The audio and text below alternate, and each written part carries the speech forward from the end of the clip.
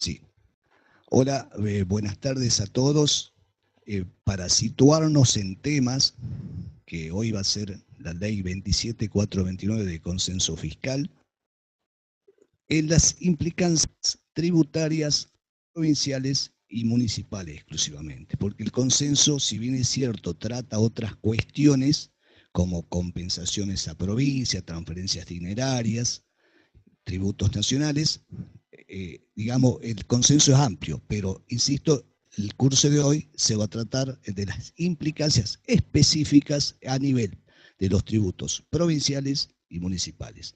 Para situarnos en temas, yo creo que hay que hacer la pirámide de legislación como hoy en la Argentina está compuesto y de dónde surgen las diferentes potestades tributarias. Constitución Nacional, Ley de Coparticipación Federal, a donde tenemos una ley de coparticipación federal del año 1988, la 2348, que la manda constitucional del año 94, hoy está tomó el audio de la incumplida, computadora. porque la Constitución estableció un plazo para dictar una nueva ley de coparticipación. Y hoy tenemos con que hemos llegado al año 2018 y esa nueva ley de coparticipación no existe. Obviamente se genera multa en la distribución de los recursos fiscales y ya en el año 93 había un pacto fiscal 2 que estableció una serie de compromisos de la provincia. O sea que tenemos que los que estamos situados en impuestos nacionales, provinciales y municipales, legislados por sus diversas leyes, pero insisto, hoy la ley madre sigue siendo la ley 23.548, a pesar de ser una ley que legalmente se debió haber cambiado, pero no se pudo por la falta de consenso entre las provincias. En esa ley se fija la prohibición de analogía, o sea que los tributos provinciales, aquellos que no pueden establecerse igual que la nación, y en el caso de los municipales. Ahí establece las diversas condiciones para que las provincias y los municipios establezcan tributos. Y no nos olvidemos que la diferenciación de tributos es básica en impuestos, tasas y contribuciones. Y como en laboratorio RAFO, el caso de Córdoba, se dijo que esta distinción no es meramente académica, sino que establece plenamente las diferencias de los distintos tributos a los cuales deben someterse en las distintas jurisdicciones. Entonces, para estar en tema, hay que tener en claro qué es un tributo, en qué se divide: impuestos, tasas y contribuciones. Son múltiples las cuestiones litigiosas que hoy tenemos entre los municipios, entre las provincias. Si uno ve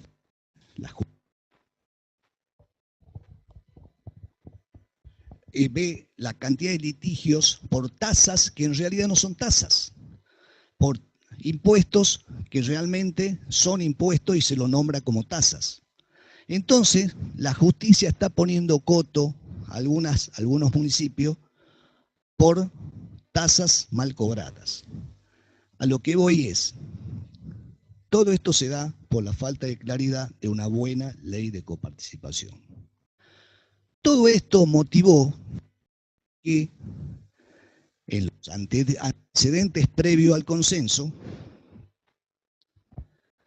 este gobierno haya establecido una serie de compromisos con las provincias para empezar a establecer un sistema tributario equitativo, justo, que tienda a promover la inversión. Primero empezó con un acuerdo para el nuevo federal, en mayo de 2016, que la ley 27260 lo ratifica. Básicamente esto giraba acerca de la detracción, recaudación del 15%, separado que hacía la detracción para el cobro, digamos, de participación de los tributos. Entonces, fue en mayo del 2016 que la ley 27260 lo ratifica. Después hay un compromiso entre el Estado Nacional las provincias y la Ciudad Autónoma de Buenos Aires para implementar políticas tributarias destinadas a promover la tasa de inversión de empleo privado que alivien la carga tributaria de aquellos impuestos que presentan mayores efectos distorsivos sobre la actividad económica, estableciendo niveles de imposición acordes con el desarrollo competitivo de las diversas actividades económicas y con la capacidad contributiva de los actores. Este compromiso, carta de intención, por así llamarlo, ya empezaban a surgir las conversaciones para decir, bueno, el sistema tributario argentino con estos compromisos empieza a reconocerse que no era el ideal, no favorece la inversión, en otras palabras que mata la pyme, vulgarmente hablando, y empiezan a establecer los lineamientos, como dice este compromiso celebrado en agosto del 2016. En este compromiso, aparte, se habla de eficiencia, de eficacia de todos los sectores, y las ideas son muy buenas en cuanto a lograr no solo el sistema tributario, sino la misma administración pública con un grado absoluto de eficiencia a efectos de tender a un equilibrio y el famoso equilibrio fiscal y déficit cero. Luego,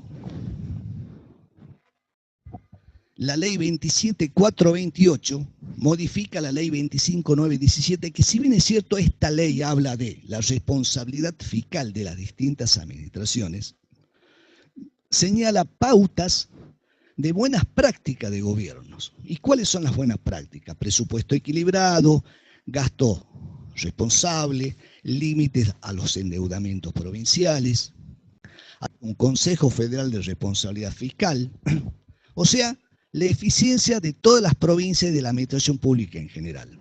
Como idea es muy buena, a donde habla de todo lo que es la plena, por así llamarlo, disciplina de los estados en todos los niveles.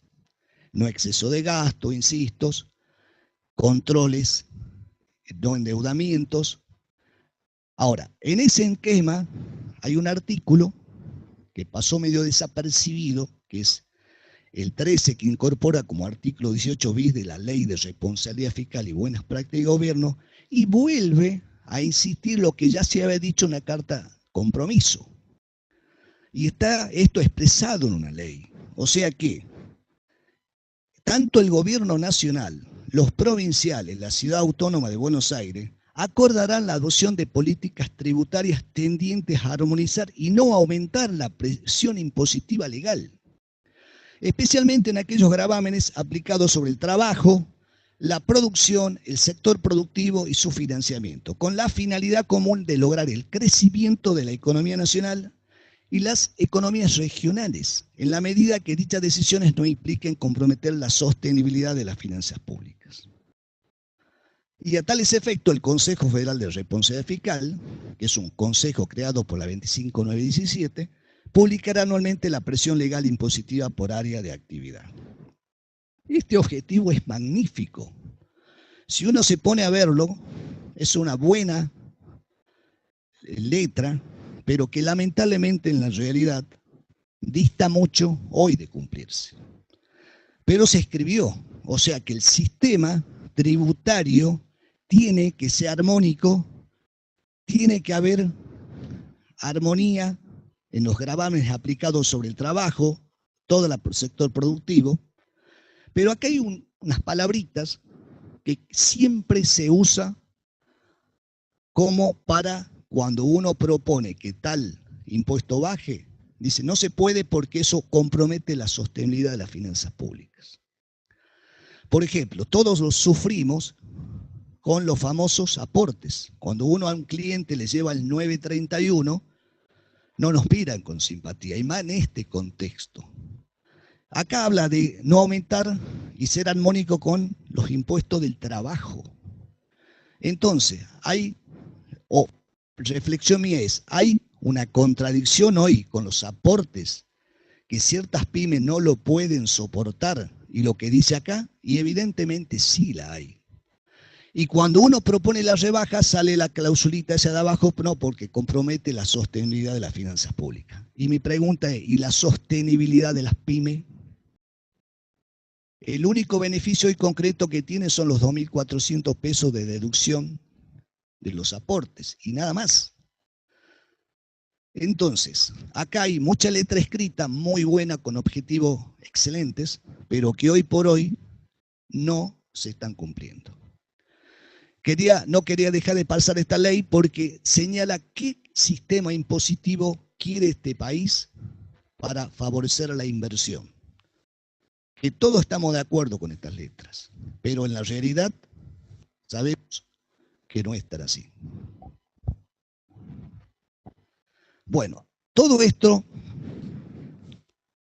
vino como argumento de que el gobierno empiece a delinear con los gobernadores, el gobierno nacional con las provincias, esta ley de consenso fiscal, un acuerdo que a falta de una nueva ley de coparticipación dice sobre todas las cargas tributarias. Entonces, acá el argumento principal es promover el empleo, la inversión y el crecimiento. El otro argumento, como yo les dije, falta de consenso impide la nueva ley de coparticipación nacional. Excesiva litigiosidad entre el Estado Nacional, las provincias y la CABA en materia de coparticipación federal. Y este intento de acordar una solución integral y realista a los conflictos judiciales y emprender un diálogo institucional que desemboque en una nueva ley de coparticipación. Entonces, todos estos argumentos se tomaron como base para empezar este acuerdo que termina en la ley de consenso fiscal. Ahora, obviamente, acá hay compromisos de la nacional, compromisos comunes, compromisos de las provincias. Antes de la ley de consenso fiscal, hay esa intención que yo recién les comenté, también acuerdos para fortalecer los entes recaudadores. O sea, acuerdos firmados para que la AFIP trabaje con mayor eficiencia y las provincias al lado de la AFIP. O sea, con acuerdos permanentes entre las provincias y la AFIP para que eficiencia en la recaudación se logre. O sea, disminuir la evasión y todo lo demás. O sea, que hay acuerdos escritos para fortalecer, insisto, solo humanamente, sino informáticamente y estructuralmente los organismos recaudadores para que la recaudación tienda a crecer. Y de ese modo reducir o llegar al famoso déficit cero, como lo quiere el gobierno. En el tema de lo que es acuerdo AFIP provincias, hace un par de semanas, la AFIP firmó un convenio con la Comisión Arbitral de Convenio Multilateral para que empiecen a trabajar sobre un registro unificado, pero todo esto en un marco de todas estas cartas de intenciones. O sea que uno, dentro de poco, para acceder a cualquier servicio de la Comisión Arbitral va a tener que entrar por página de AFIP. O sea, no solo registro único, altas, bajas. Hay un compromiso de que los códigos de actividad se unifiquen, tanto el de AFIP como el de la Comisión Arbitral. O sea, una unificación de tareas administrativas que simplificaría casi todos los trámites que existen hoy paralelos. Aparte de ello, Córdoba hoy logró con la AFIP poner un monotributo que se cobre con el mismo monotributo nacional. Y tengo entendido que está avanzando muchas provincias en ese sentido. O sea, la idea es unificar todo el trámite de los tributos nacionales, provinciales y municipales a través de la página web de la AFIP. Pero todo esto, insisto, tiene como base los acuerdos previos al consenso. Bueno, los principales aspectos impositivos de la ley de consenso fiscal Por ejemplo, los principales a nivel nacional son la ley de revalúo impositivo, que al final se terminó aprobando, que ya está en vigencia, que se prorrogó por 6 meses más. Después, impuestos sobre los créditos y débitos, que se prorroga la vigencia del impuesto sobre los créditos y débitos con una asignación 100% para la ANSES, hasta que se sancione una nueva ley de coparticipación hasta el 31 de diciembre del 2022, seguramente 31 de diciembre del 2022, porque dudo que hasta esa fecha se sancione en lo personal una nueva ley de coparticipación. Hoy sabemos que el impuesto a los créditos y débitos es un impuesto distorsivo, nadie lo va a negar, pero a lo que han hecho el trámite PYME, tienen la ventaja de computarlo en un 100% por ser PYME, micro y pequeña. Y al resto sabemos que tienen para computar el 33% de los débitos y de los créditos. Con los últimos acuerdos eso va a quedar congelado y no se lo va a tocar por lo menos por un año más. Después, otros compromisos comunes, reformulación del esquema de imposición sobre los combustibles, de tal forma de mejorar los ingresos públicos y reducir el impacto de los ciclos de los precios del petróleo en los mercados internacionales. Por eso la ley de 27430 estableció impuestos fijos de impuestos a los combustibles. Y otro punto es la nueva ley de coparticipación, punto central en todo esto. Consensuar una nueva ley de coparticipación en el marco de la Comisión Federal de Impuestos, que cumpliendo con el mandato constitucional esté basada en las competencias, servicios y funciones de cada jurisdicción y que contemple criterios objetivos de reparto y logre las metas de solidaridad, equidad y de alcanzar un grado equivalente de desarrollo, calidad de vida e igualdad de oportunidades. Las palabras son muy lindas, el objetivo es muy bueno, el acuerdo va a ser muy difícil, sin duda, porque que cada provincia recibe centésima de punto de lo que tiene va a ser muy difícil que ponerse de acuerdo. Pero está planteado el objetivo de consensuar una nueva ley de coparticipación. Principales compromisos del Estado Nacional. Bueno, aparte de los compromisos de transferencias dinerarias, que hoy no vamos a entrar en esos detalles, como novedad, disponer de un organismo federal que cuente con la participación de las provincias y de la CABA, que determine los procedimientos y metodologías de aplicación para todas las jurisdicciones, con el objeto de lograr que las evaluaciones fiscales de los inmuebles tiendan a reflejar la realidad del mercado inmobiliario y la dinámica territorial. Bueno, esto es muy novedoso, que es decir que las evaluaciones de los inmuebles de todo el país tiendan a valor de mercado a los efectos de los impuestos. Este organismo fue creado por el Decreto Nacional 938 del 2018. Este organismo, que es el que va a tener esta función, está en el ámbito del Ministerio de Interior y está compuesto por un comité ejecutivo y un comité asesor. El comité ejecutivo, con representantes de distintas reparticiones, uno de ellos la AFIP, y el comité asesor por representantes de todas las provincias. Obviamente, acá la nación va a entrar en los catastros provinciales, hasta le promete informatizarlo y hacerse costo de las informatizaciones para que, insisto, las propiedades de todo el país tiendan a reflejar el valor de mercado. Objetivo de por sí difícil, dadas las diversas características de las distintas ciudades y dado los niveles distintos de desarrollo de los catastros provinciales.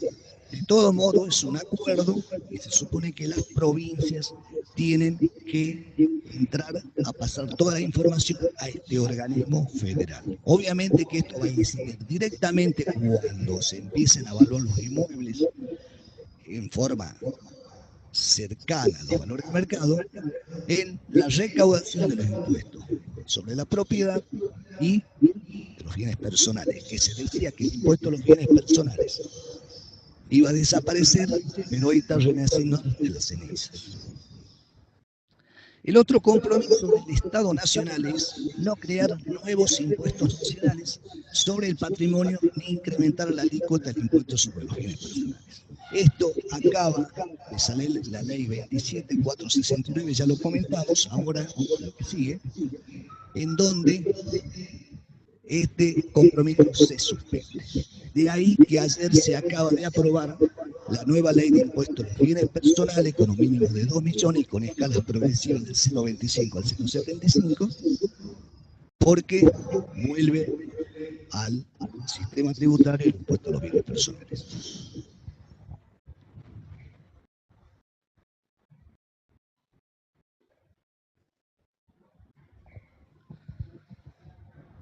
Bueno, ahora vienen los compromisos comunes de las provincias y de la Cava. Todos nos acordaremos que cuando se empezó a hablar de la reforma del sistema tributario, todos divagábamos con la extinción de ingresos brutos, un IVA suplementario, un impuesto al consumo, que era un impuesto distorsivo, que es el principal impuesto que incide sobre el precio de los productos porque es un impuesto en cascada. Y he aquí que el impuesto a los ingresos brutos sigue existiendo y seguirá existiendo. Ahora, ¿cuáles son los compromisos de la provincia y de la Cava en materia de impuestos a los ingresos brutos?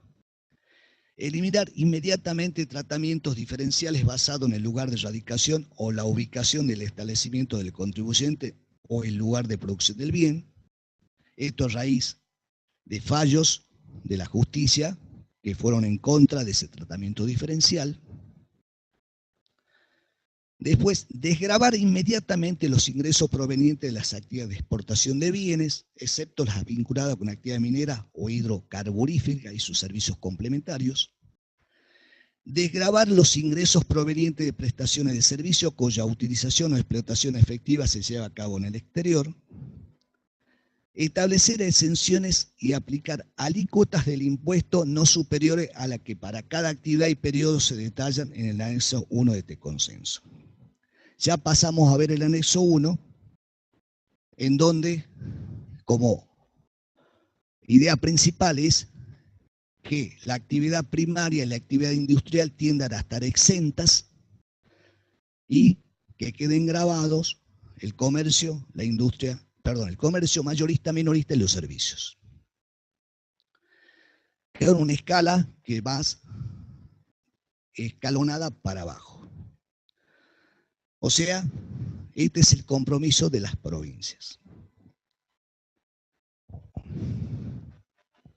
Otros compromisos de las provincias es, y este es un punto quizás más álgido, adecuar el funcionamiento de los regímenes de retención, percepción y recaudación del gravamen, de tal manera de respetar el límite territorial de la potestad tributaria de las jurisdicciones según lo previsto en el convenio multilateral y evitar la generación de saldos a favor inadecuados o permanentes que tornen más gravosa la actuación interjurisdiccional del contribuyente respecto de su actuación pura en el ámbito local. ¿Y por qué digo que es el punto más álgido? Porque ¿quién no ha tenido problemas con el convenio multilateral? Parte de ser un convenio cuya letra tiene más de 40 años, que no se adecúa a la realidad, excesos provinciales, exceso de retenciones, percepciones, recaudaciones. Acá el objetivo cuando dice evitar la generación de saldos a favor inadecuados o permanentes que tornen más gravosa la actuación interjurisdiccional del contribuyente respecto de su actuación pura en el ámbito local. Y se da porque algunos contribuyentes tienen retenciones de diversas jurisdicciones que sumadas supera ampliamente la tasa efectiva de la tasa básica de impuesto a los ingresos brutos. El compromiso es respetar la potestad tributaria de cada jurisdicción, pero sin el mismo convenio, esto está claro, con el actual convenio. Hay provincias que no están de acuerdo con que se le pongan a las alícuotas de los regímenes de retención, consideran comisión arbitral no es la competente. Entonces, si no es la competente, entonces, ¿quién es la competente? Entonces tenemos que algunas provincias quieren inscribir contribuyentes por el solo hecho de que van a comprar productos. Y hoy por hoy, esa incertidumbre, para mí, la mayúscula. Que esta letra va a quedar en letra muerta si realmente la comisión arbitral o plenaria o algún organismo no establece y dé certidumbre que el convenio multilateral sin duda tiene que respetar la potestad tributaria, pero delinear quién va a hacer compras en otras jurisdicciones no es sujeto de esa otra jurisdicción, porque encima le cobran una percepción y lo quieren hacer inscribir. Entonces acá estamos hoy contradiciendo toda la letra de inciso E y hasta el día de la fecha no hay norma de los organismos competentes que a inciso E le dé funcionalidad o cierta dosis de certidumbre. Porque hoy, lamentablemente, seguimos con la incertidumbre de hace muchos años que aquel que tiene que pisar, aunque sea para comprar en otra jurisdicción, está sujeto a que le digan vos te tenés que inscribir solamente porque tenés gastos de compra. Sin duda que hay una palabra literal ahí, me voy a extender en esto, y los muchachos saben que este es un tema que lo venimos hablando en la FAPSE hace muchos años, porque si esto no se pone una norma que ponga coto a las jurisdicciones para decir que los gastos de no dan sustento territorial, esta letra queda muerta. Entonces, la generación van a hacer percepciones, lo van a querer inscribir, hay mucha gente inscripta en otra jurisdicción solo por ir a comprar. Entonces acá los organismos competentes sí o sí tienen que decir los gastos de compra no generan sustento territorial y empezamos a tener un poquito de certidumbre en la actuación interjurisdiccional. Porque si no, va a pasar que van a querer seguir inscribiendo sujetos de otras jurisdicciones. Otro punto, establecer un mecanismo de devolución automática al contribuyente del saldo generado por retenciones y percepciones acumulado durante un plazo razonable, que en ningún caso podrá exceder 6 meses desde la presentación de la solicitud efectuada por el contribuyente, siempre que se encuentren cumplidas las condiciones y el procedimiento establecido por las jurisdicciones locales para esa devolución. Esto es muy buen objetivo, porque uno va a pedir una devolución y a veces pasan años, y es bueno que se establezca un plazo de 6 meses, pero siempre que las condiciones estén cumplidas. O sea, cumplir con toda la documentación que los fiscos soliciten para demostrar que el saldo a favor es real. O sea, es realmente, sabemos a veces de los excesos que hay, que tienen contribuyentes en materia de retención y percepción.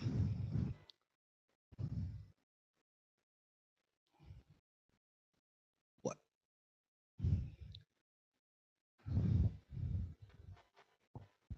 Principales compromisos, seguimos con entre la provincia y la Cava. Impuesto inmobiliario. ¿Cuáles son los compromisos? Adoptar para el cálculo y determinación de las evaluaciones fiscales de los inmuebles los procedimientos y metodologías de evaluación uniforme establecidas por el organismo federal que recién les mencioné, que ya está creado. Para ello, las provincias y la Cava asegurarán a este organismo federal el acceso a los registros catastrales y demás registros locales. En los casos en que el tributo fuera de competencia municipal, los gobiernos provinciales impulsarán acuerdos para que los municipios apliquen igual criterio para la determinación de la base imponible. Esto tiene íntima correlación con la creación del organismo y la tendencia es que los inmuebles, a los efectos de la evaluación, insisto, de los impuestos, tiendan a valor de mercado. Otro compromiso que es las alícuotas del impuesto inmobiliario, fijarlas entre un rango del 0,5 y el 2% del valor fiscal establecido conforme lo previsto en el punto anterior. O sea, le fija topes al impuesto inmobiliario que en general oscilan en estas alícuotas, grados más o grados menos. Impuesto a los sellos. Eliminar inmediatamente tratamientos diferenciales basados en el domicilio de las partes, en el lugar del cumplimiento de las obligaciones del funcionario interviniente. Esto hace caso a los fallos jurisprudenciales, Bolsa de Cereales Buenos Aires, Colegio de Escribanos, Buenos Aires, a donde la Corte dijo que establecer impuestos diferenciales dependiendo de dónde se realice la escritura de un inmueble, por ejemplo, es irracional y afecta la garantía de igualdad prevista en la Constitución Nacional. O sea, en esos dos casos se estableció que no puede haber, así como el impuesto a los ingresos brutos, tratamientos diferenciales basados en domicilio de las partes en el lugar de cumplimiento. El Colegio de Escribanos lo había planteado el recurso porque si eran inmuebles de Buenos Aires que intervenían escribanos de la Cava, le cobraba mayor impuesto a los sellos. La Corte dijo no, afecta principio de igualdad previsto en la Constitución Nacional. Entonces, ahora se traduce en la ley de consenso fiscal. Las provincias no pueden establecer tratamientos diferenciales. El punto J, no incrementar las alícuotas del impuesto a los sellos correspondiente a la transferencia de inmuebles y automotores y actividades hidrocarburíferas y sus servicios complementarios. Y como punto K, establecer para el resto de los actos y contratos una alícuota máxima de impuesto a los sellos de 0,75 a partir de enero del 2019, 0,5 de enero del 20 y 0,25 de enero del 2021 y eliminarlo de enero del 2022. La idea es eliminar sellos, pero como está redactado esto, aparentemente mantener sellos para inmuebles y automotores. Da la impresión que cuando dice eliminarlo a partir del 1 de enero sería para todo, pero como está en el inciso K, no comprende el inciso J, entonces esto quedaría como que quieren eliminarlo para todo, menos inmuebles y autos. Esto está pospuesto por una ley que ya la vemos, que acaba de salir, que es la adenda al consenso, por un año más. O sea que este compromiso se volvió a modificar y se pospone por un año más, como ya lo vemos. Tributos sobre la nómina salarial. Eliminar inmediatamente tratamientos diferenciales basados en atributos del trabajador, tales como lugar de nacimiento, radicación o domicilio, sin perjuicio de admitir tratamientos diferenciales fundados en el lugar donde desarrolla el trabajo como una zona desfavorable. Derogar todo tributo sobre la nómina salarial. O sea, ya casi pocas provincias han quedado con tributos sobre la nómina salarial, pero ya con esto, si algunas han quedado, deberían derogarlo inmediatamente. O sea, no deben existir en la provincia tributos sobre la nómina salarial. Municipios. ¿Qué se comprometen las provincias y los municipios? Establecer un régimen legal de coparticipación de recursos provinciales con los municipios, porque esto en muchas provincias es discrecional. Establecer un régimen legal de responsabilidad fiscal similar al nacional para sus municipios, impulsar que esto adhieran y controlar su cumplimiento, o sea, responsabilidad fiscal, como la ley 25917, a donde tengan presupuesto equilibrado, gastos controlados, control del endeudamiento, control de las plantas de personal.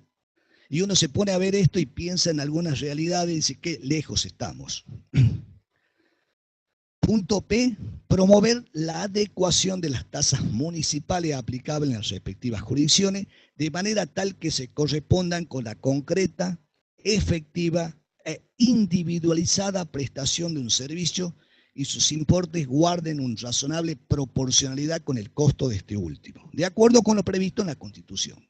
Bueno, el tema de las tasas, yo al principio les mencioné que en nuestro país tenemos impuestos, tasas y contribuciones. Impuestos, lo que el Estado cobra por su poder de imperio, y no explica para qué. Tasas, y ahí viene el tema.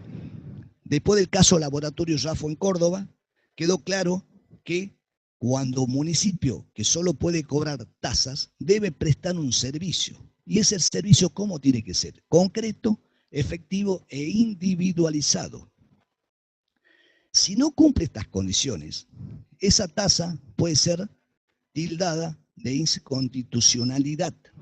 O sea, cualquier contribuyente y de hecho lo hay, mucha litigiosidad entre contribuyentes y ciertas municipalidades, porque hay tasas que no se corresponden con servicios verdaderamente prestados y que sean con estas características. Esto transcribe, insisto, lo del caso laboratorio Rafo, a donde se dijo expresamente, concreta, efectiva e individualizada prestación de servicios en el contribuyente. Si hay tasa en algún municipio que no guarde relación con esto, se puede tildar de inconstitucional. Y otro tema es, casi diría, de muy difícil corroborarlo, que los importes de las tasas guarden una razonable proporcionalidad con el costo de este último. O sea, es muy difícil pedirle a algún municipio que nos demuestre que lo que nos está cobrando por una tasa guarde proporcionalidad con el costo. Es muy difícil porque primero es difícil calcularlo y segundo, con todas las variables que tiene un municipio.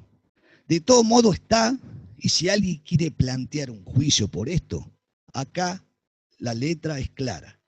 La tasa no puede ser desproporcionada con lo que le cuesta al municipio prestar ese servicio.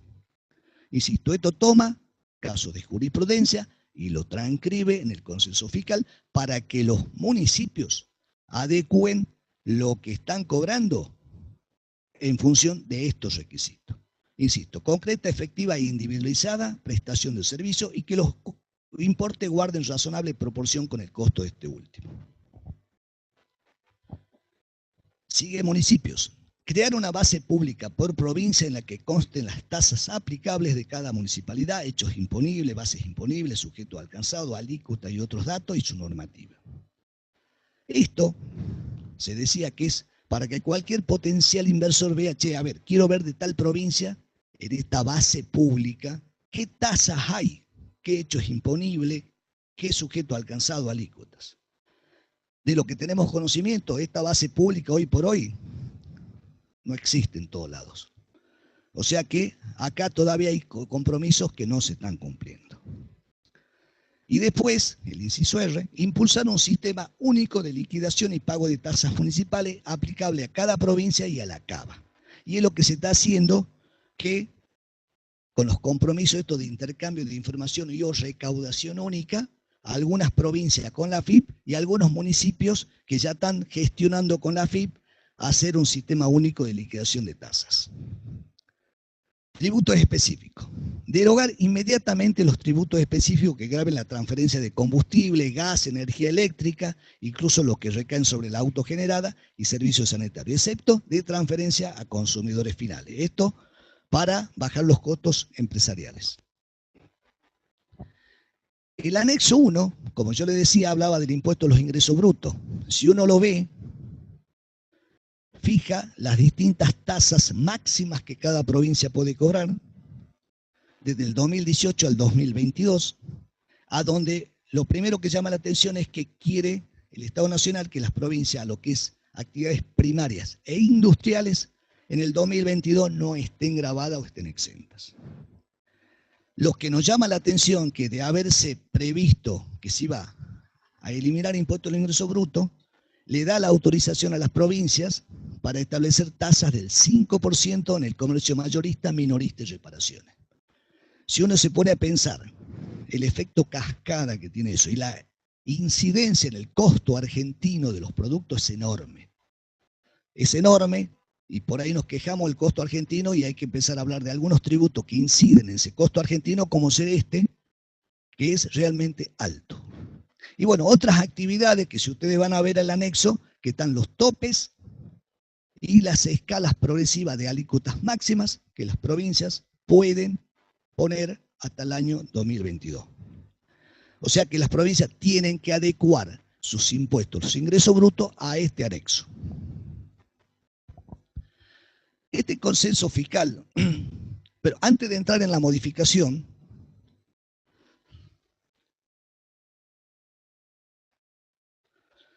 yo les quiero mencionar que la cláusula quinta del consenso, que si bien es cierto no está en la filmina, establece que el pacto fiscal 2, que es el que hasta ahora venía, se suspenden los plazos para el cumplimiento. El Pacto Fiscal 2 fue hecho en el año 1993, hace 25 años. Si uno lo lee, tiene cláusulas casi idénticas a estas, como eliminar sello, eliminar ingreso bruto a actividades primarias, a la industrial. 25 años. Acá se transcriben cláusulas casi iguales. Acá dice que en el punto 5, que insisto, no está en la firmina, pero está en la ley, que se suspende los plazos para el cumplimiento de las cláusulas del Pacto 2 entre las provincias que aprueben este consenso. El tema es que ese pacto venía prorrogado hasta el 31 de diciembre del 2017 y significaba que la provincia que no adhería a esto tenía que derogar los mismos sellos e ingresos brutos para la actividad primaria. Bueno, se generó todo un debate acerca de qué pasaba, porque la Nación tampoco había llevado el IVA al 18%, como lo decía el Pacto 3, y algunas provincias habían cumplido en parte, pero en otras no. La Comisión Federal de Impuestos interpreta que ese pacto venía vigente hasta el 31 de diciembre del 2017 y que con esta ley, la cláusula quinta, suspende los plazos para el cumplimiento. O sea que este consenso fiscal viene, por así llamarlo, a suplantar el Pacto 3, pero llama la atención que no diga deroga, dice suspende los plazos. Como colorario quiere decir que las provincias que no adhirieron a este consenso, como es el San Luis y La Pampa, deberían cumplir hoy el Pacto 3. Perdón, el Pacto 2. Entonces, quedan incumpliendo hoy el Pacto 2, literalmente hablando, de acuerdo a la expresión de esta cláusula 5, San Luis y La Pampa, que tenemos conocimiento que no han adherido al consenso fiscal este. Entonces, tienen que derogar sellos, tienen que eliminar tributo e ingreso bruto a la actividad primaria, por ejemplo. Cuestión no menor, para que vean los posibles litigios que esto puede llegar a generar. El Pacto Fiscal 2, entonces, está suspendido, no derogado, solamente para las provincias que firmen este acuerdo. Como yo les decía, esta ley, a raíz de toda la complicación financiera del país, hubo otro acuerdo el 13 de septiembre, el cual amplía y adecua el consenso fiscal. En esta ley, que no está en la filmina, primero se dice que los funcionarios públicos no van a tener exenciones de viáticos, gastos de representación, ningún tipo que antes los podían deducir, como compromiso común del impuesto a las ganancias. Y también deroga el impuesto a la ganancia a las cooperativas y mutuales por actividades financieras. Como nuestro objetivo del curso es la incidencia en los tributos provinciales, el impuesto a los sellos, bueno, primera cláusula suspende el compromiso de que no se iban a crear nuevos impuestos al patrimonio ni incrementar la alícuota de bienes personales. Eso queda suspendido sin fecha. Por eso la ley que salió ayer renace impuesto a los bienes personales con alícuotas progresivas. Y el impuesto a los sellos pospone por un año calendario el cronograma establecido en la cláusula 3K del consenso fiscal. Es decir, que ese compromiso para el resto de los actos y contratos de ir bajando las alícuotas y derogarlo a partir del año 2022 está pospuesto por un año más. Esto por la ley que fue aprobada en noviembre. Al momento de hacer esto no tenía número, que es la ley 27470. Perdón, ley 27469, la ley aprobada, que es modificatoria de la ley primaria del consenso. O sea que ya tenemos dos modificaciones a menos de un año del primer consenso. Y de ahí las cuestiones grandes litigiosas que se pueden llegar a prestar por los debates entre lo que quedó pendiente del Pacto 2 y este Pacto 3. Entonces, como conclusión, estos son los compromisos de la Nación, las provincias y las municipalidades. Yo insisto que en materia de tributos municipales, la Corte sí puso coto a la intención de algunos municipios de querer cobrar tasas que no sean verdaderas tasas. O sea que se les ha ido el Poder Judicial limitando la posibilidad de cobrar impuestos por vía de tasas. Pero lo que no se vislumbra es en materia de impuestos a los ingresos brutos, que se cumpla la cláusula que yo le decía recién de sustento territorial. Porque hoy el sustento territorial es básico para señalar la potestad de cada jurisdicción en materia, no solo para inscribirlos, sino para cobrarles los distintos regímenes de recaudación. Entonces, si eso no lo aclara algún organismo, llámese Comisión Arbitral o Plenaria, o Comisión Federal de Impuestos, va a seguir siendo innumerables fuentes de conflictos y de litigiosidad. Y encima de pelea entre provincias, porque hay provincias que al querer inscribir contribuyentes de otras jurisdicciones, le quitan base a otras. O sea que, voy al hecho, esto que viene hace años sigue existiendo, y yo creo que lo del registro unificado con la comisión arbitral, lejos, en opinión personal, de favorecer la certidumbre para este tipo de casos, el sustento territorial, va a favorecer a provincias que quieran apropiarse de contribuyentes de otras jurisdicciones. Entonces, conclusión, hay mucho por hacer, sobre todo los organismos del convenio multilateral, mucho por escribir y que se norme y que realmente se limite la potestad tributaria de las provincias, porque hay empresas que sufren innumerables retenciones y encima no es solo sufrir la retención, a veces los obligan a ser agentes de percepción de otras provincias que ni siquiera han pisado. Entonces esto es grave y se habla de favorecer a la inversión. Un inversor que viene y lo primero que hace, ve esta incertidumbre, no invierte. Encima que si tiene que poner algo en el banco, primero lo toca la recaudación bancaria, después vienen las retenciones en caso de compra o venta, la percepción en caso de compra, la retención. Entonces, esto, lejos de favorecer la inversión, la aleja. Así que bueno, esto es en grandes esbozo del consenso fiscal en su parte, digamos, de compromisos comunes. Le dejo la palabra a mi compañero Ernesto, donde él sigue con el tema.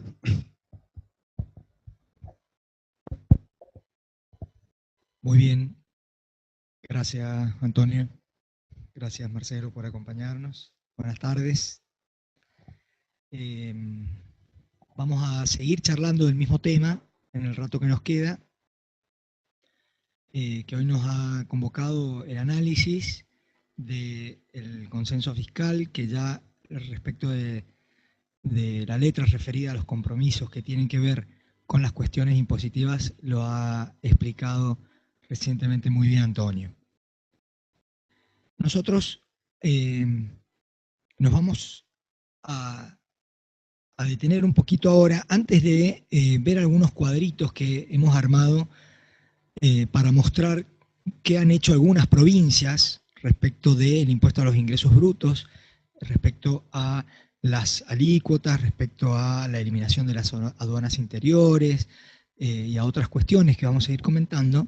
Primero que eso, nos vamos a parar enfrente del consenso fiscal para hacernos la pregunta referida a cuál es su naturaleza jurídica, frente a qué tipo de norma estamos parados. Este consenso fiscal, ¿de qué se trata? ¿Es un mero acuerdo de voluntades políticas entre la nación y las provincias? ¿Acaso es el Pacto Fiscal 3 con otro nombre?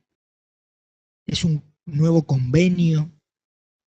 Similarlo de alguna forma a la denominación solamente del convenio multilateral. O bien estamos en presencia de una ley con todas las características que esto tiene aparejado. Es una ley, y en caso de que sea una ley, es una ley nacional, es una ley provincial. Definitivamente necesitamos, antes de avanzar, encuadrarlo en el esquema normativo constitucional de nuestro país.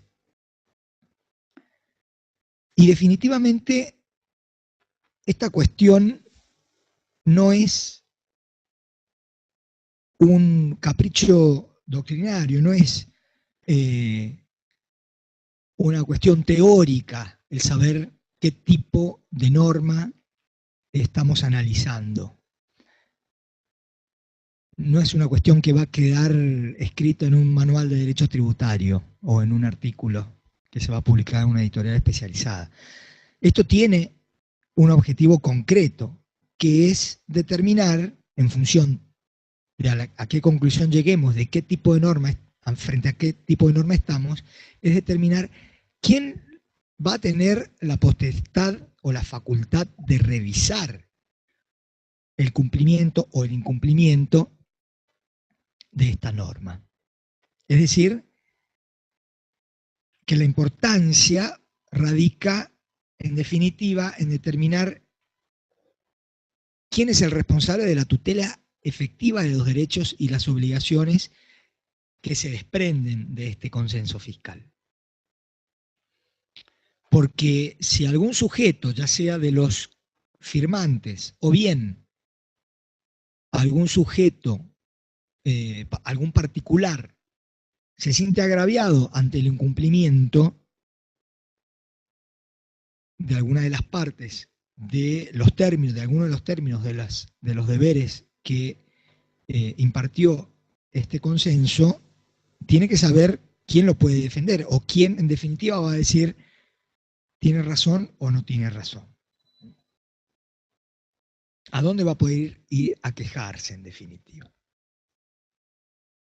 Entonces, analizando un poco, como lo ha dicho recién Antonio, y como es el título de la primera pantalla de esta charla, de este curso, tenemos en claro de que el consenso fiscal fue aprobado por una ley del Congreso Nacional, la 27429, una ley anterior a la famosa 27430 que ha ocupado la gran mayoría de las charlas de todo el año de este curso que hemos brindado desde la Federación. Entonces, por un lado tenemos ya la existencia de una ley nacional. Podríamos quedarnos entonces con este concepto. Bueno, el consenso fiscal es una ley nacional, es una ley que forma parte del derecho positivo federal de nuestro país.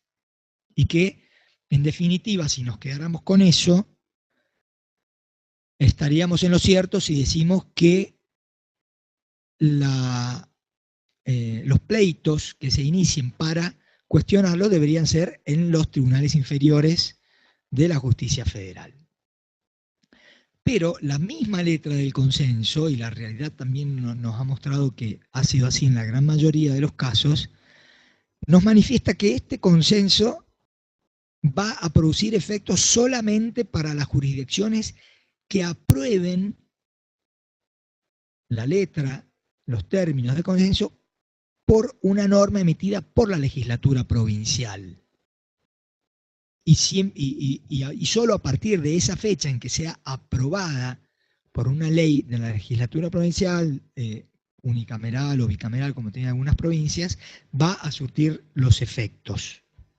Yo he puesto ahí como ejemplo el número de ley de mi provincia, de la provincia de San Juan, que aprobó el consenso fiscal, la 1719I. Entonces, fíjense cómo en este sentido tenemos ya no solo la presencia de una ley nacional, sino que tenemos también la existencia de tantas leyes provinciales como provincias se hayan adherido. En realidad deberíamos tener 23 leyes, aunque hay 22.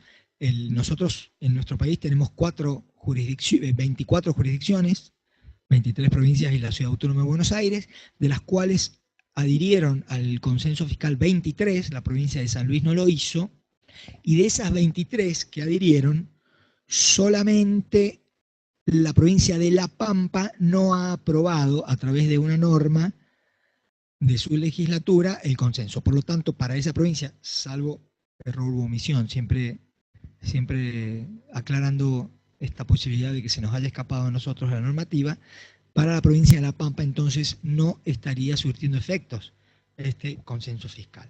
Tenemos entonces una ley nacional y tenemos 22, en definitiva, leyes provinciales. Entonces, ahora estamos ante un apriete. ¿Por dónde vamos a ir? Vamos a ir por la justicia federal, porque hay una ley de la nación, o vamos a ir a las justicias locales a discutir o a agraviarnos del incumplimiento del consenso. Entonces, nos ponemos a ver antecedentes de normativa similar, en realidad de casos similares, que también requirieron la coexistencia de leyes nacionales y provinciales respecto de la adhesión o de la aprobación. Y nos encontramos con en realidad decimos ley de coparticipación, pero es el régimen de coparticipación federal que fue aprobado por una ley de nación y a la cual también adhirieron las provincias por normas locales. Nos encontramos con el Pacto Fiscal 2 y también con el Pacto Fiscal 1, yo no lo puse en la filmina, pero el Pacto Fiscal 1 del año 92 y el Fiscal 2 del año 93 también requirieron la adhesión parte de las provincias a través de una ley, y algo similar ocurrió con el convenio multilateral de la provincia de Salta de agosto del año 77. Entonces, frente a esta cuestión,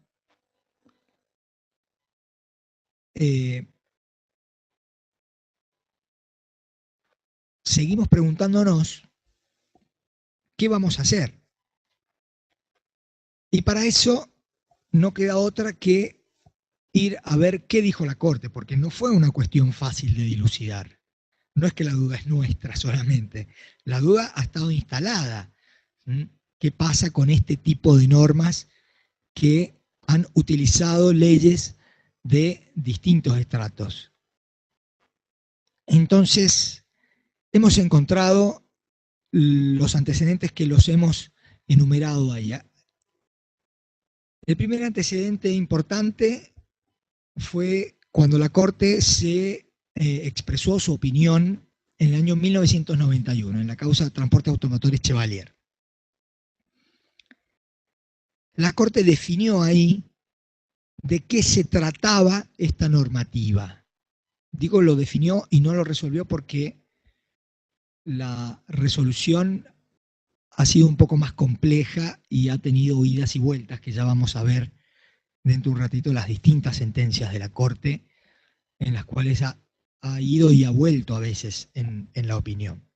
Pero respecto de la naturaleza jurídica de este tipo de normativas, la Corte dijo en Chevalier que este tipo de normas forman parte de lo que se llama el derecho tributario intrafederal. Es decir, que es la materialización, de alguna manera, del federalismo de concertación. Es decir, es cómo se da en los hechos y cómo se materializa en los hechos la forma federal de gobierno elegida por nuestra Constitución. Cuando interactúan el Estado Nacional y las provincias y lo hacen a través de una norma que debe ser aprobada por ambos y que no deja de ser, digamos, federal y también deja de ser local, que lo que es intrafederal. Ahora, esa definición no me dice dónde va ubicada, en qué lugar de la pirámide legislativa, constitucional, la vamos a ubicar. Hay otra sentencia, es posterior, del año 99, la causa Aguerra, que es la Asociación de Grandes Usuarios de Energía Eléctrica Argentina, donde la Corte en el año 99, textualmente, lo voy a leer, dijo que en función de el pacto fiscal, dijo que ese pacto, como las demás creaciones legales del federalismo de concertación, configura el derecho intrafederal y se incorpora, una vez ratificado por la legislatura provincial, entiéndase, al derecho público interno de cada estado provincial, aunque con la diversa jerarquía que le otorga su condición de ser expresión de la voluntad común de los órganos superiores de nuestra organización institucional, nación y provincia. Esa gestación institucional ubica a los tratados o leyes convenio, que en definitiva es lo que son, celebrados entre provincias y gobierno nacional, con un rango normativo específico dentro del derecho federal. Prueba de su categoría singular es que no es posible su derogación unilateral por cualquiera de las partes. En definitiva, la Corte siguió diciendo que este tipo de norma forma parte del derecho intrafederal, que tiene un rango específico, pero no terminó de darle una ubicación.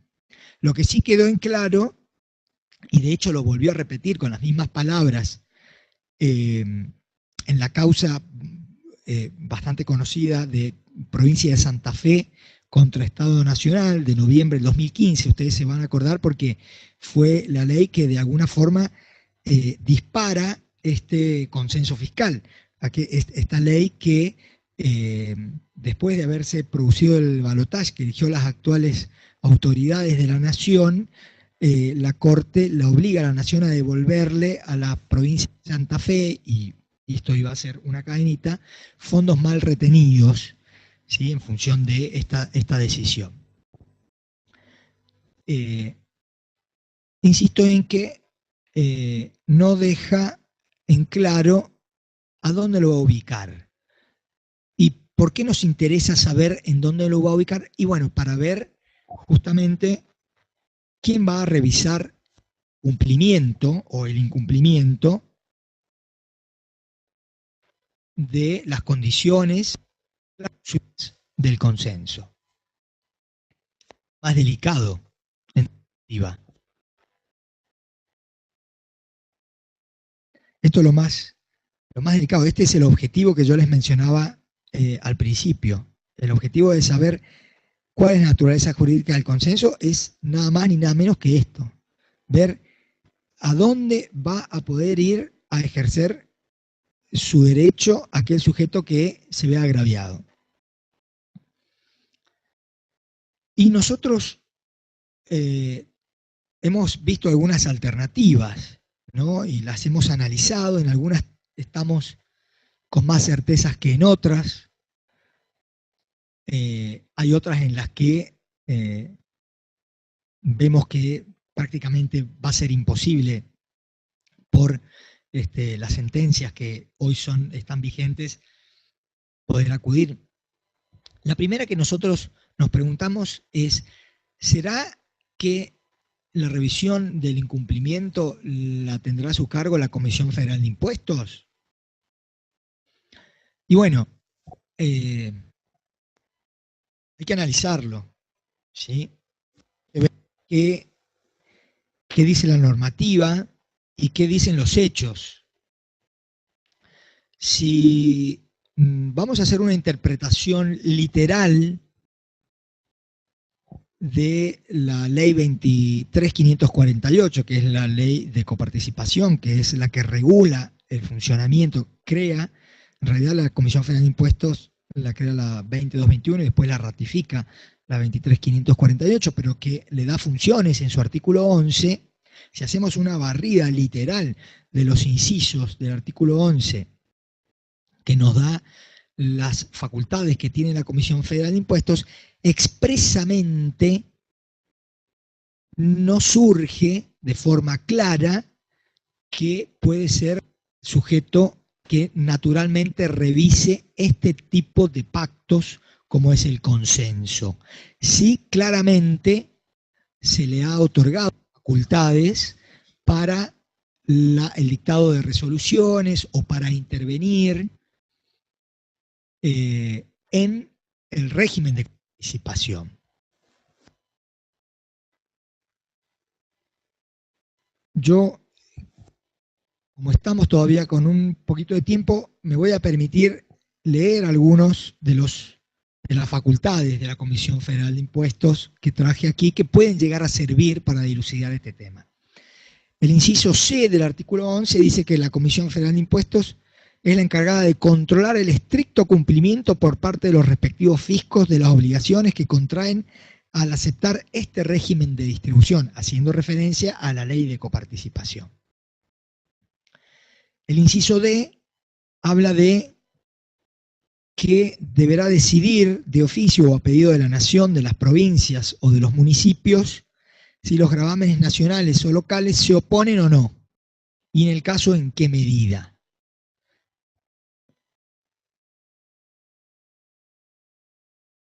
En igual sentido, termina diciendo ese inciso, intervendrá a pedido de los contribuyentes o asociaciones reconocidas.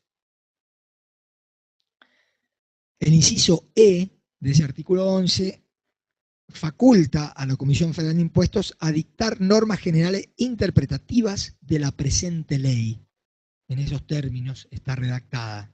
Y es con este inciso con el que la Comisión Federal de Impuestos habría abierto, en algunos casos, su competencia respecto a interpretar cuestiones del Pacto Fiscal 2, por ejemplo, la Resolución General Interpretativa 35 del año 2014, la 36 del año 2017. Esa sería una puerta, conversábamos con Antonio durante este tiempo que hemos estado preparando el material, que es una puerta de entrada a la revisión por parte de la Comisión Federal de Impuestos de los términos del consenso fiscal.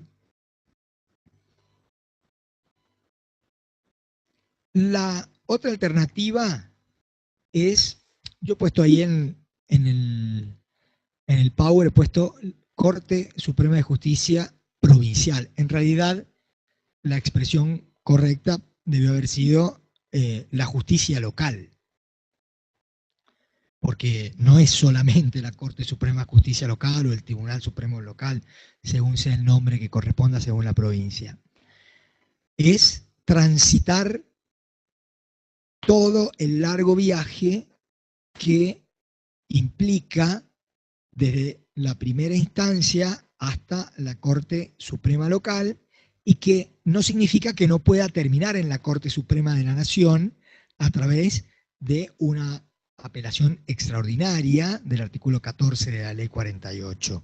Pero claro, esto parece un camino bastante largo, bastante lento, aunque seguramente los fiscos locales es la vía que más prefieren, porque es donde por ahí están más cómodos para poder litigar en definitiva. Y la última opción es la de la justicia federal y en particular la Corte Suprema de Justicia de la Nación, con competencia originaria y exclusiva. Ustedes saben que en la Constitución Nacional, el artículo 116, determina cuándo va a ser competente la justicia federal, la justicia nacional. Y el artículo 117, en particular, habla de cuándo la Corte Suprema de Justicia de la Nación va a tener competencia originaria y exclusiva, es decir, que cuándo va a actuar como un tribunal de primera instancia, si se permite la expresión. Y son muy pocos los casos, es muy restrictiva esta cuestión normada en el 116, 117 y también en la Ley 48, artículo 1 y 2. En caso de que corresponda la actuación originaria y exclusiva de la Corte, lo hará, como decía recién, como un tribunal de primera instancia, en donde va a poder examinar los hechos, va a poder admitir o no admitir y abrir a prueba, va a poder definir cuál es el derecho aplicable y no ya como un tribunal de apelación. Quiero que quede clara la diferencia. Una de las posibilidades previstas constitucionalmente de que se dispare la competencia originaria y exclusiva es cuando una provincia sea una de las partes y exista una cuestión federal predominante. Pero insisto en que es muy, muy restrictiva. Y de hecho, la misma Corte, en su jurisprudencia a través de los años, no ha sido uniforme, porque ha tenido distintas opiniones al respecto. Podríamos hacer una cronología y dividirlo en antes y después de la reforma constitucional del año 94. Hasta la reforma del año 94, por ejemplo, la causa Chevalier que veíamos recién para definir ante qué tipo de norma estábamos, en la causa Chevalier del año 91, que es pre-reforma del 94, la Corte lo que decía es que no habría la competencia ante este tipo de pleitos, porque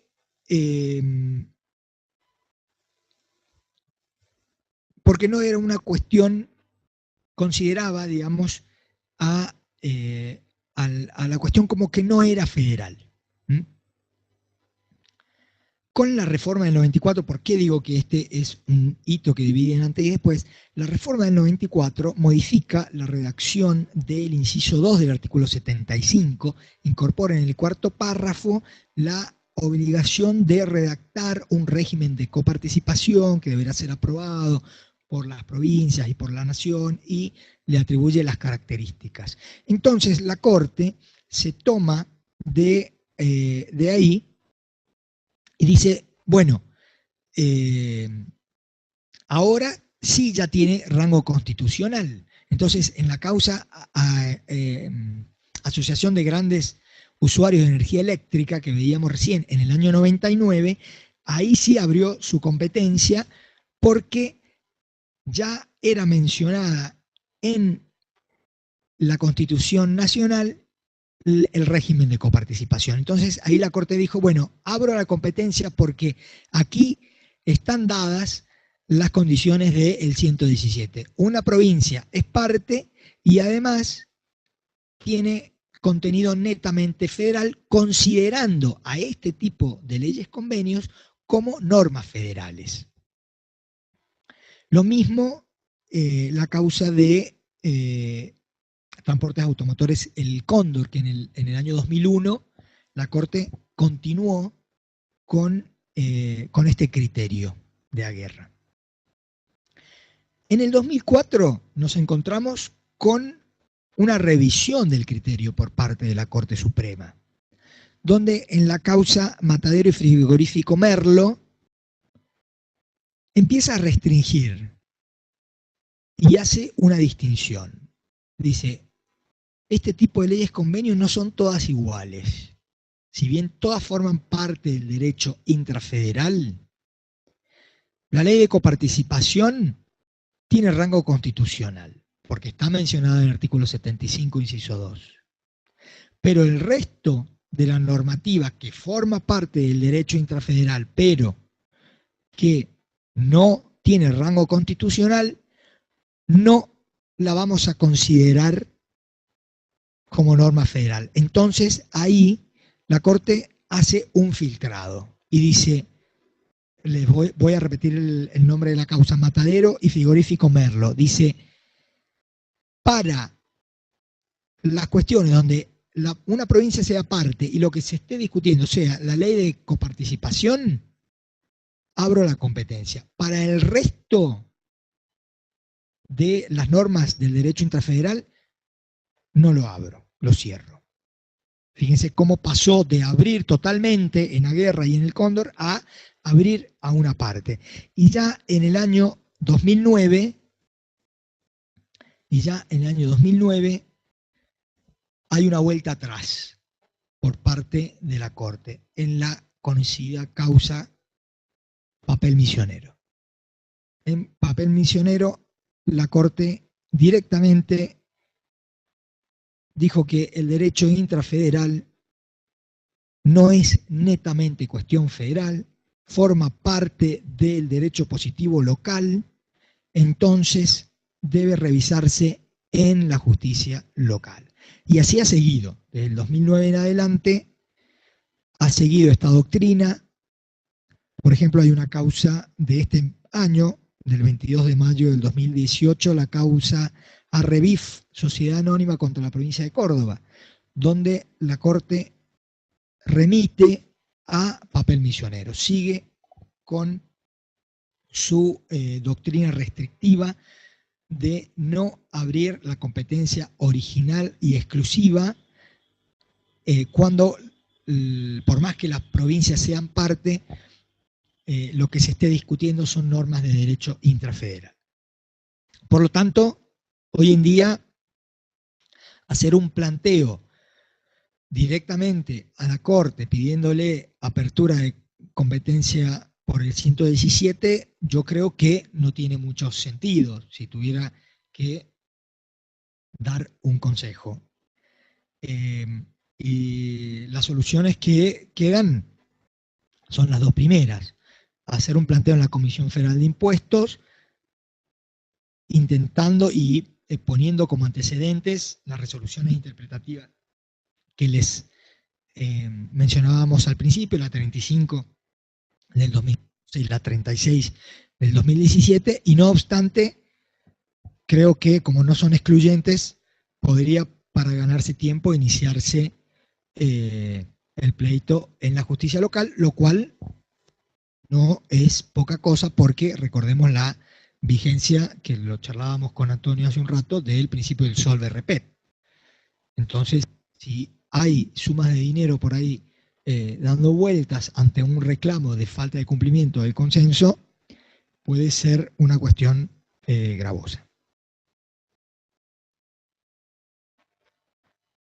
Bueno, para ir terminando y ir abriendo a preguntas, hemos preparado algunos cuadros con algunas provincias. Hemos analizado la provincia de San Juan, porque era más fácil para quien les habla, la provincia de Catamarca, porque tenemos a uno de los expositores acá, la Ciudad Autónoma de Buenos Aires, que es donde estamos en este momento y nos sirve de anfitriona, la provincia de Buenos Aires por la representatividad que hay en todo el país, y también hemos analizado algunas provincias del norte como son Salta y Tucumán. ¿Qué es lo que hemos puesto en estos cuadros? Los explico un poco porque si después lo tienen con ustedes como material, que lo hayan retirado de los consejos, hemos analizado en algunas actividades cuál ha sido el comportamiento de las provincias teniendo como base el año 2017, que estuvo sin consenso, y qué hicieron en el 2018, teniendo en cuenta las pautas y las obligaciones a las cuales se sometieron las provincias. Los espacios que ustedes ven, los casilleros que han quedado en blanco, significa que han quedado iguales, ¿sí? Que no ha habido alteración. En este caso vamos a arrancar con la provincia de San Juan,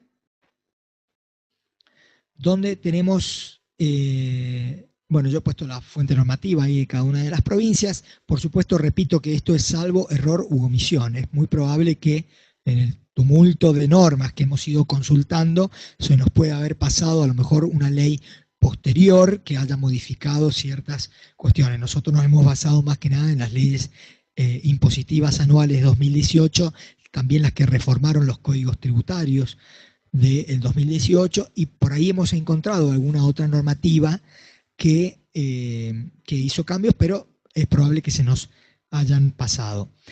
En la provincia de San Juan, respecto de la actividad primaria y la actividad industrial, la provincia receptó en su código tributario la obligación impuesta por el consenso respecto de la eliminación de las aduanas interiores, es decir, ese tratamiento desigualitario que podían llegar a estar previsto respecto de contribuyentes que no estén ubicados o localizados en este caso en la provincia de San Juan, que también unos días antes de la firma del consenso fiscal, recordemos que el consenso fiscal 17 se firmó el 16 de noviembre y el 31 de octubre de ese mismo año, es decir, 2 semanas antes, la Corte había dictaminado en las causas Bayer contra provincia de Santa Fe y Harriet y Donnelly contra provincia de Chaco.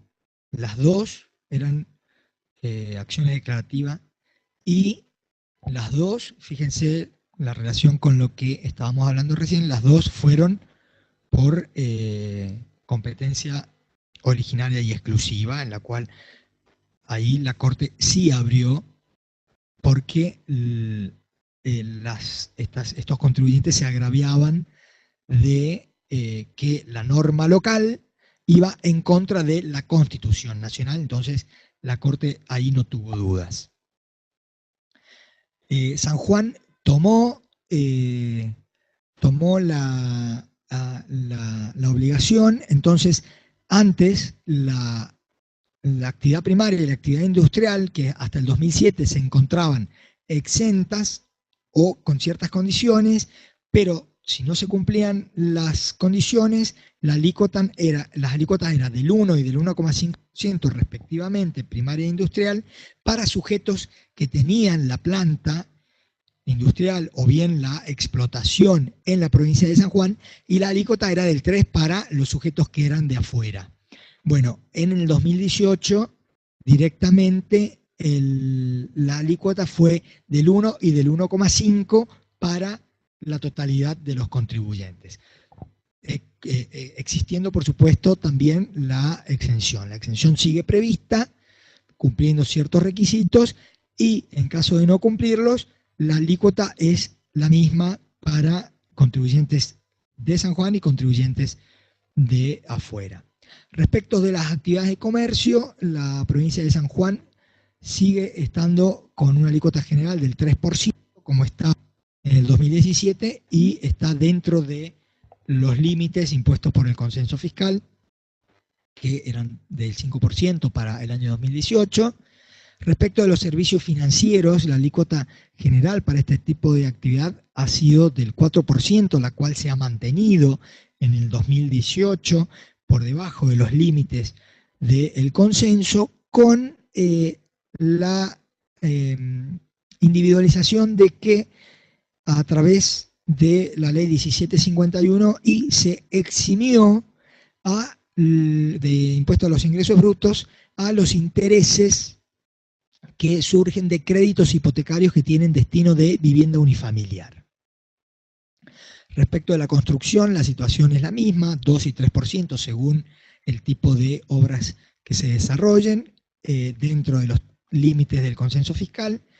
La actividad de energía eléctrica, la alícuota que era del 3% bajó al 2%. Ustedes se acordarán que a mitad de año, por ahí, hubo toda una movida con la suba de tarifas de energía eléctrica, donde se pidió desde la Nación hacia las provincias que hicieran un esfuerzo y trataran de reducir la carga tributaria para que no sumara mayores componentes a las tarifas que ya de por sí tenían un aumento interesante. La provincia de San Juan bajó la alícuota del 3 al 2 y además eximió por la ley 1753 de ingresos brutos cuando el consumidor de energía es un sujeto que es beneficiario de la tarifa social de energía. Y respecto del transporte, la situación sigue siendo la misma, del 3 y del 1,75%. Para la provincia de Catamarca, pido, Antonio, si ves algo que no esté bien, que me desburre, siempre repito salvo robo o omisión. se ha mantenido muchas de las condiciones del 2017 en el año 2018. La actividad primaria estaba exenta y sigue estando exenta. La actividad industrial mantuvo su alícuota del 1,5%, que estaba dentro del límite del consenso.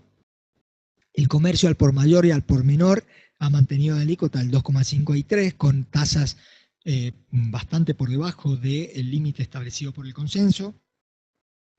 Vemos ahí que han habido algunas subas de alícuotas para el año 2018 en los servicios financieros, que pasaron del 5 al 5,3 sin salirse de los límites del consenso, y también ahí hay una llamadita en los servicios financieros que se eximió a los intereses que provienen de créditos hipotecarios con destino de vivienda unifamiliar.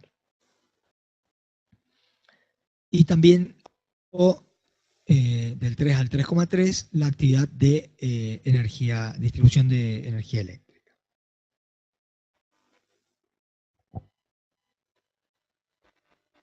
Para la provincia de Buenos Aires también receptó esta eliminación de las aduanas interiores, como les comentaba recién, que había dicho la Corte en Bayer y en Harriet, y también la letra del consenso. La actividad primaria y la actividad industrial tuvo una sensible baja de la alícuota, se ubicaron del 4 al 1,5 en el tope de lo que establecía el consenso. Fíjense que el comercio al por mayor y al por menor, que estaba en el 2017 al 5% en la alícuota máxima permitida por el consenso, se mantuvo en ese nivel. No hicieron sacrificio de recaudación, no bajaron la alícuota, sin embargo están cumpliendo el consenso. Las actividades financieras, los servicios financieros siguieron al 8, como estaba en el 2017, y bajaron al 1,5 para los créditos, los intereses de los créditos hipotecarios con destino de vivienda unifamiliar. No he encontrado, he buscado, pero no he encontrado la exhibición. Solamente encontré esta reducción de alícuota. Probablemente sea así y no haya existido la exhibición, o a lo mejor yo no encontré la normativa. Y también hubo una baja de la alícuota de la construcción, que pasó de estar del 4 al 3 para poder estar dentro del límite del consenso. Es importante mencionar acá que la provincia de Buenos Aires tiene un régimen de devolución simplificada de saldos a favor en el impuesto a los ingresos brutos, que fue una de las cuestiones que comentaba Antonio hace un ratito cuando hablaba de los compromisos. Bueno, la provincia de Buenos Aires tiene ahí un régimen simplificado de devolución. Según yo he podido charlar con algunos colegas que interactúan con la administración bonaerense, está funcionando dentro de todo bastante bien. Si mal no recuerdo, el límite es de 50.000 pesos. Es decir, si el saldo a favor es de hasta 50.000 pesos, se puede entrar por este régimen. Si es superior, va por el régimen normal, por la solicitud normal de devolución del saldo. La Ciudad Autónoma de Buenos Aires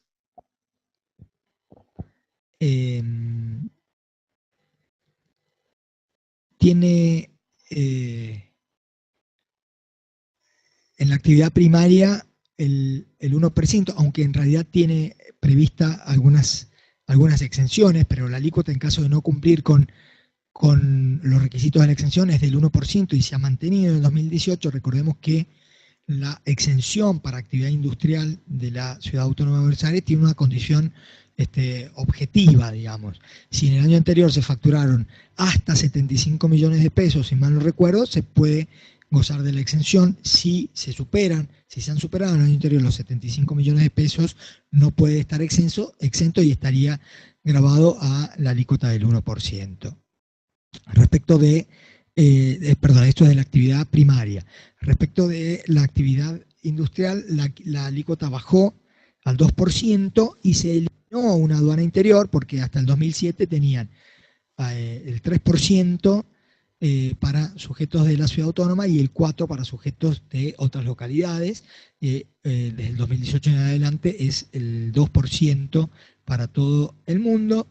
El resto de las alícuotas han seguido iguales, inclusive la actividad financiera, todas dentro de los límites del consenso, con la llamada de que sí eximió a la ciudad autónoma de ingresos brutos a los intereses que surgen de créditos hipotecarios destinados a la adquisición de vivienda unifamiliar. También la Ciudad Autónoma de Buenos Aires tiene un régimen de devolución de saldos a favor, que es, también por comentarios con algunos colegas, está funcionando, no es tan acelerado como el de la provincia, pero está andando más o menos bien, me comentaba. Vamos a pasar ahora a las dos últimas provincias, a la provincia de, con esto terminamos, la provincia de Salta. Aquí, la provincia de Salta, vamos a ver que decidió terminar, salvo error u omisión, vuelvo a repetir, decidió terminar también con el problema de las aduanas interiores, pero a la inversa, es decir, la actividad primaria y la actividad industrial que gozaban de exenciones, a partir del 2018 dejaron de gozarla, ya sean locales o ya sea de extraña jurisdicción, y pasaron a estar grabadas al 1,5 y al 2 respectivamente. Fue una forma, digamos, de salir de esta discriminación, pero no como lo habían decidido las otras provincias. Fíjense que la provincia de Salta, que tenía una alícuota del 3,6% para la actividad del comercio, tanto al por mayor como al por menor, decidió incrementar estas alícuotas a el 5%, al límite del consenso. Nos llamaba mucho la atención cuando lo analizábamos. Los servicios financieros también aumentaron del 6 al 7%, también eximieron a los intereses que surgen de créditos hipotecarios para vivienda unifamiliar. También se aumentó la alícuota de la construcción del 1,5 al 3%, cumpliendo con el consenso, pero sí, con mayor carga fiscal en la provincia. También se aumentó la alícuota para la actividad de la distribución de energía del 3,6%, se lo llevó al 5% en general y al 4% para los beneficiarios de tarifa social. Y la única actividad que bajó la alícuota fue el transporte, que bajó del 3,6 al 3. Y para terminar, la provincia de Tucumán, que bajó la alícuota tanto de la actividad primaria como de la actividad industrial, que estaban al 3,5, bajaron al 1,4 y al 2% para quedar enmarcadas en el consenso. También esta provincia decidió, dentro de los límites del consenso, aumentar las alícuotas de la actividad de comercio. Del 3,5 pasaron al 5%, una subida importante en la carga fiscal de estas actividades. También subieron la alícuota de los servicios financieros del 7 al 10%. Recordemos que los servicios financieros no tenían tope para el año 2018 en el consenso. También eximieron a los intereses que surgen de créditos hipotecarios con destino a vivienda unifamiliar. La actividad de la construcción bajó la alícuota para quedar dentro del consenso.